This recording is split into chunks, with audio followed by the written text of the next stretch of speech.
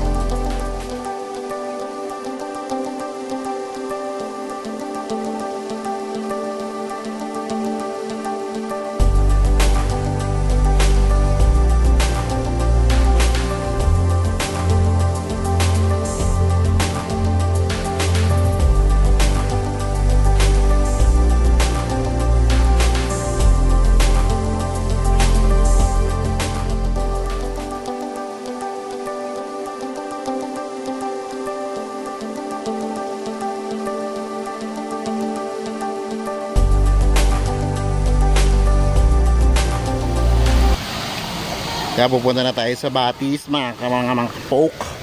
May Batis din dito bukod sa swimming pool.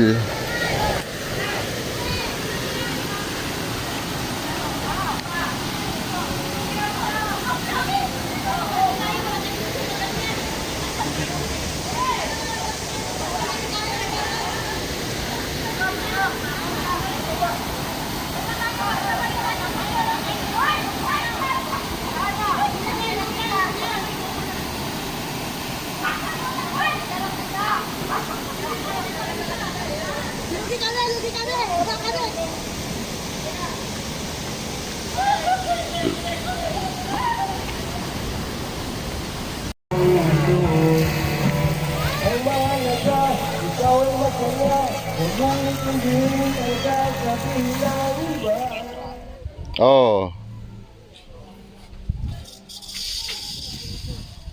1, 2, 3.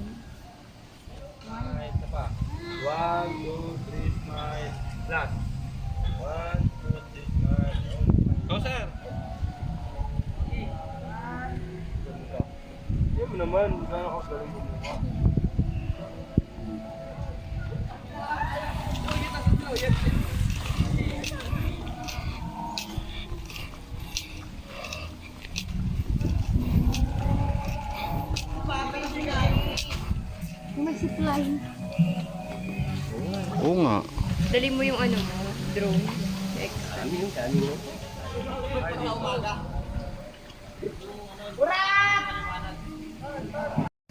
Hey, what's up mga ka-Poke? Andito naman tayo ulit. Ang Poke TV goes to Villa Filomena dito sa Indang, Cavite. So, kanina nakita ninyo yung ating mga amenities inside the villa. So, napakamura lang. And even me, hindi ko rin in-expect na ganito kamura. Pero, napakaganda. Mabangis ang amenities nila sa loob. Maraming swimming pool.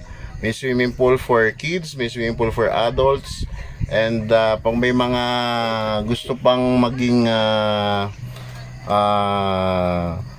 sulitin na to make their stay very romantic. Ang dami nilang pools dito. And then ganun din ang cottage nila is nagre-range from 1,000 to 2,500. Sa mga nagpaplano rin mag team building dito, napakalawak ng area nila, napakalawak ng parking lot. They also have a function room, napakalinis ng CR, at talagang napakaganda ng Villa Filomena. And sa mga nagtataka kung meron bang mabibilhan, meron pong tindahan sa loob. If you are planning to have your breakfast bago pumunta sa inyong mga cottage, pwede kayong mag-breakfast doon sa loob with your cup of coffee. Pwede lahat ng hinahanap nyo sa 7-Eleven nasa loob ng villa. And may mga makikita rin kayong mga hayop like horses or ostrich, sheeps, peacock, tsaka mga horses, marami dito.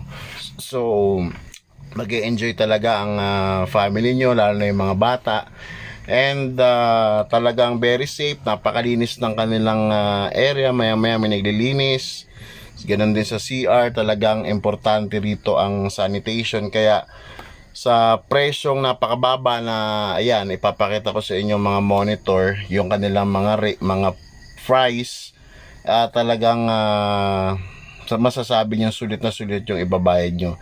And sa mga gusto naman mag-stay inside the private room with air condition, ang kanilang private room with air condition is nagre-range from 2,500. And napakamura if you are planning to extend your stay inside the villa habang nasa inyong mga private rooms. Talagang sulit na sulit. You can have your team building, meetings, gatherings. Talagang safe na safe talaga. Aside from swimming pool, makikita nyo rin sa baba yung man-made na falls. Meron din batis na talagang very crystal clear talaga. Talagang napakaganda. So dito wala pong corkage. Kung may mga food kayo, drinks kayo na dadalhin, pwede. And if you're planning to eat fresh fish, may mga hito, may mga yellow tilapia sa loob. Kanina bumili kami, 300 pesos per kilo ang hito. Hindi lang namin natanong yung tilapia. Pero talagang sulit na sulit, pwedeng kayo magluto at huhulihin nila in front of you. And marami ding very scenic spot. You can have your pictures, bonding with the nature. Talagang patok na patok, the best. So pasyal na kayo dito sa Villa Filomena in Indang, Cavite. From sa amin kasi from Las Piñas, nakuha namin ng 2 hours from Las Piñas to Indang. So malapit-lapit lang din naman. And mag-e-enjoy ang inyong buong pamilya. So abangan nyo po ang ating next travel vlog. I hope you still support our channel.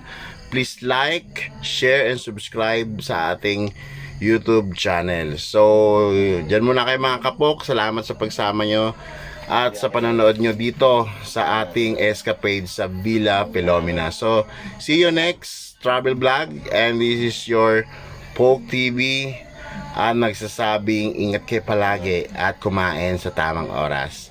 In 3, 2, 1.